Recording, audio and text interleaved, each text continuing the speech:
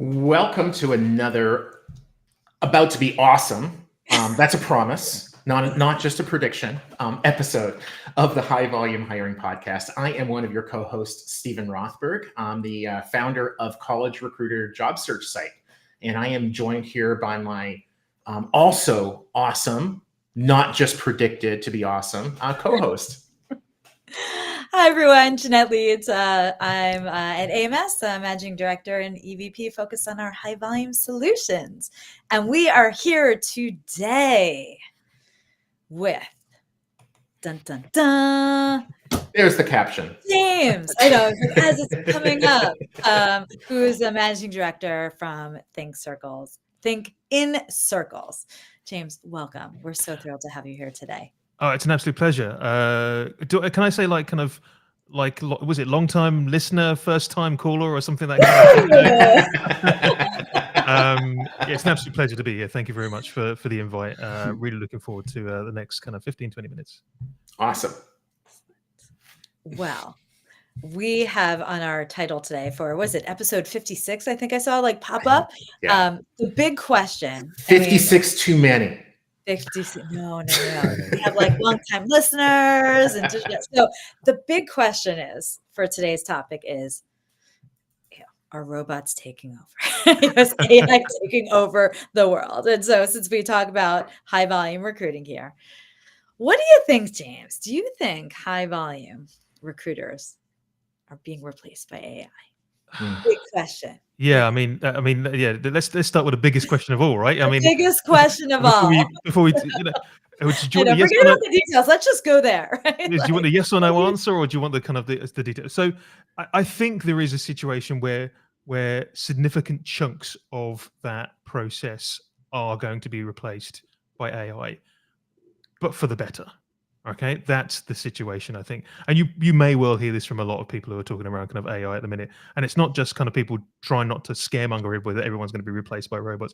I think it is a situation. And I think this kind of actually it's going to make these kind of high volume recruiters way more efficient, right? Way more efficient than they are at the minute with scalability, et cetera, which we can kind of obviously dive into. So the answer is no, but bits of it will be, and probably the boring bits, the bits that should be kind of replaced, right, are the bits that are going to be replaced, basically. Yeah, but still leave someone actually in the middle of it to be, generally consultative, which recruitment consultants, TA managers, TA leaders should really be, right? That's the kind of bit they should be. That's the human at the center of it all, right?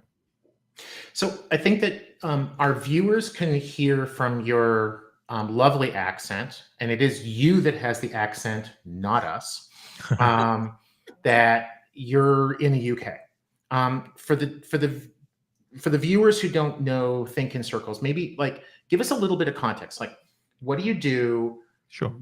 So that I think that they can then better understand the context, and I know, Jeanette, I'm breaking the rules, but I'm going to do a two-parter here. So as I was talking with James in the green room just before we went live, I was watching his video podcast this morning on YouTube, and he had a guest Stanislaw on. And I think that it was Stan who used the analogy of the lamp lighters. So maybe you can give people a little bit of this is, who you're talking to, and then talk a little bit about that, because I thought that was a great analogy. Sure. So I run ThinkInCircles, and we're a marketing agency that specifically works in the HR and recruitment space. And we are currently doing a lot around AI and automation with our clients. So this is a hot topic and kind of has been for a while, but only now is starting to kind of become more and more kind of taken up by the people that we work with, our clients, and those kinds of conversations, because only now it's starting to kind of not necessarily reach maturity, but get to a point where it's way more accessible and way more deliverable and way more kind of deployable than it necessarily has before. And as you said, yeah, we also run a podcast ourselves, and we had Stanislaw Vasovic, who's now with Scotty AI, talking around kind of the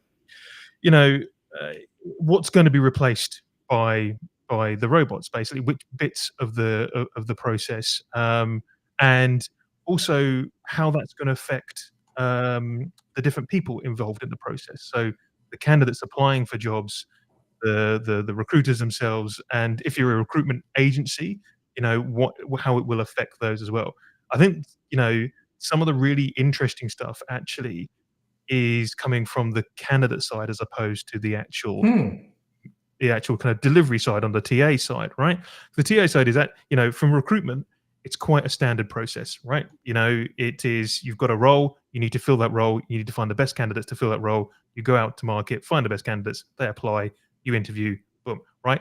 However you speed up that process, or however a robot might be employed in that process, it doesn't really change. The real big change, I think, that when I kind of spoke to Stan, is on the candidate side, where you've now got in a position as a candidate, you can send out your robots, your agents, to apply for you, right? So this is a situation which a lot of candidates haven't been in before. So you're getting to a point where, I want to apply, I've been made redundant, I want to apply for all these kinds of jobs. You put in your criteria, your bots will go out there and they'll chat to the bots on the other side. I love it. And interact with those bots, and then it all kind of joins up. Basically, these bots are all talking to each other on your behalf and on the recruiter's behalf, and eventually now, are we there yet? No, not quite. Right, we're not quite, but definitely almost there. Right, there are definitely businesses out there that have these kind of facilities for candidates who want to kind of apply for kind of multiple roles in an afternoon. Basically, they just press a button and away it goes. And there's definitely the stuff on the recruiter side and the TA side that can, scale this kind of stuff up, from businesses that are able to kind of like do volume interviews through AI, which is, generative AI, which understands those questions that are kind of coming in, can filter those people, can then assess them with whatever else they're doing online, looking at the CV at the same time, looking at LinkedIn profiles, and make all these kinds of decisions to basically kind of shortlist for the talent acquisition specialist. Yeah. So, I mean, when we talk about kind of AI in volume recruiting, it's both sides, basically. Cool. I love that from the candidates. I know, Steve, I'm jumping in. You had a two. No, this is great. I'm going to talk more about the candidate side for a second, because I think, this is, I haven't heard a lot of people talking about, like, at all, right? We're talking about recruiters, hiring managers, employers, but the candidates going at from a high value recruiter standpoint, you now have candidates where they could apply in seconds, right? Or in the afternoon, or on their behalf. I mean, that's fascinating. Are you seeing this? Like, what pockets are you seeing? Or maybe you could just talk a little bit more about that, because it's something that I think is really, we're at the beginning stages. So I think the places where we're seeing it is and there's one or two businesses that are doing it, and it's probably more from the job board side, right? Where the job boards are kind of accelerating this, because that's where it's probably going to take work. So a candidate uploads their details onto a job board, and the job board will then do that kind of distribution thing, but way more smarter than it's ever been kind of done before. So that's the point. Right, so there's I forget the name of the business. I did speak to them a couple of weeks ago, but they have basically a plug-in into job boards, and away it goes. Right, that's your kind of low-hanging fruit at this point. I think in 3 or 4 years' time, when it's way more sophisticated, you'll have something on your phone basically where you say, right, go. Here's my criteria. These are the kind of jobs I want to apply for. Go, basically. And I would imagine also at that point is when the candidates will start being charged for this service, unlike they kind of do now. So you'll get charged on a per application basis or something like that, right? But that's what I think. There's this AI. The AI is probably going to kind of flip models and payment models, and kind of where the monetization of this is going to kind of be as well. So I think that's something that's coming up in the future. And as I said, from a high volume perspective, it's all going to just kind of happen, right? You just kind of and it'll make recruiters way more efficient, because they won't have to do that kind of, they're not having to slam phones, they don't have to do actual kind of interviews anymore, because the bots are doing it all basically, and they're doing all of that kind of pre-registration. And you can even get now AI bots that will do kind of like face-to-face interviews. They've got an avatar, and they'll do that interview process for you. When you say flipping the model, it reminds me, I was at a conference that the AIM group organized in almost a year ago in Berlin, called RecBus. And one of the presenters there was, I think her job title was managing director. I think she's the CEO founder of, and I'm blanking on the name right now, but it was one of the bigger job boards in Africa. Right.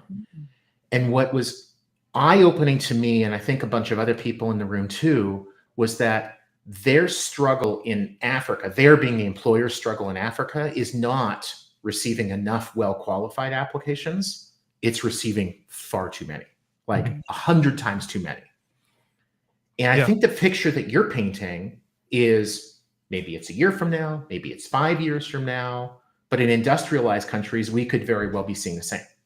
So, if a high volume and hiring employer right now gets 50,000 resumes a month, can they scale their process to 500,000?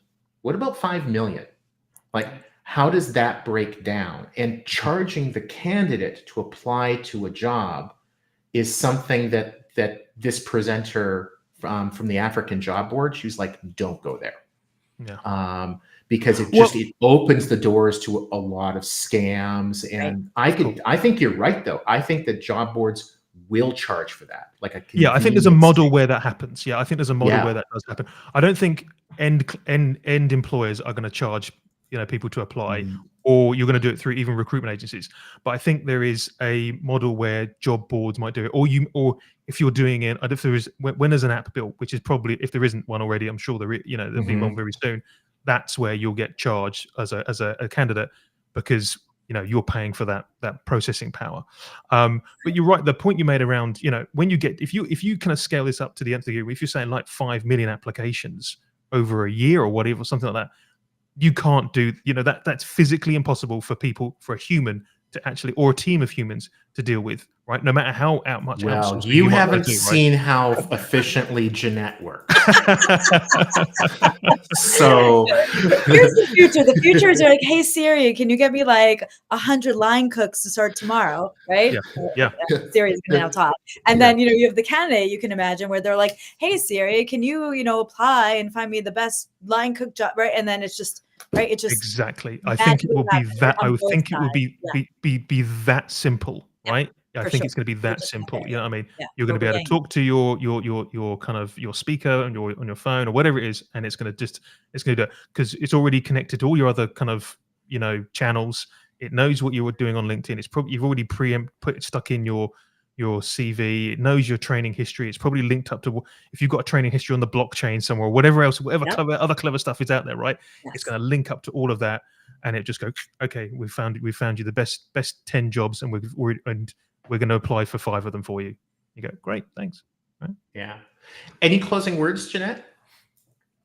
Well, I love that we're talking about the candidate side, right? And the AI around that, because again, that's for everything we've talked about, I think in the past, since I came on as co-host, it's always around the employer, which is so important, right? Mm-hmm. But like the automation and the AI is just going to keep going up, right? And just as we said, and so it's so critical for companies to be prepared for that, right? Like, and there's not a lot to talk about. So if anything, people can take from this, 14, 15-minute podcast is like, be prepared, right? Just be prepared in that way, because, not everyone's really thinking about that. So and this has been fantastic. Yeah, awesome. I'm really glad the conversation went in that direction. It's not what I was anticipating. And thank goodness, again, I was wrong. And I agree, Jeanette, you got to be prepared. And I'll tell you, like when we're building new infrastructure, we don't think about, well, what if we got twice as many people or even 10 times as many people? We're thinking about 100 times as many. And hopefully the employers, whether they're thinking about their ATS or their assessment software, whatever it is, that they think about it in that kind of context, because it's coming. Is it 3 months from now or is it 3 years from now? I don't know. But, well, James, go have a pint on me, even though it's raining in sunny old England. And cheers. It's been awesome talking with you, Jeanette, as always. Always. Thanks, everyone. Enjoy the day or evening, wherever you are. Thanks. Take care.